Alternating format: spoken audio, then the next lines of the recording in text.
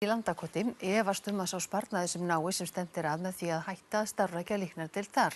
Yfirmaður líknardeildarinnar í Kópavogi segir að endurskipuleggja þurfi alla líknarþjónustu Landspítalans. Líknardeildin á Landakoti hefur verið starfrækt í 10 ár. Sjúklingar þar eru að miklu leyti aldraðir krabbameinssjúklingar sem þurfa mikla umönnun. Þar eru 9 rúm og 19 starfsmenn. Nú á að sameina hana líknardeildin í Kópavogi og flytja alla starfsemina þangað. Forstöðumaður deildarinnar á Landakoti sleginn.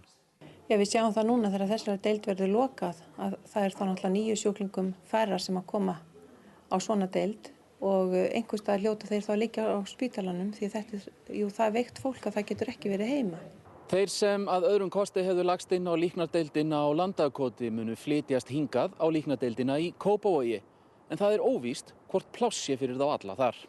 Lokun Landakoti ákveðin þáttur en því fylgir að það þarf að endurskipuleggja alla líknarþjónustu innan Landspítalans og það er okkar verkefni á næstunni. Þetta kemur ekki bara illa við okkur hér í Kópavoginum og sjúklingarna. Þetta mun náttúrulega leiða til þess að fleiri sjúklingar liggja á bráðadeildum því að það sé ekki pláss eða möguleikar að flytja þá annað þar sem að hentar betur að veita þeim þjónustu.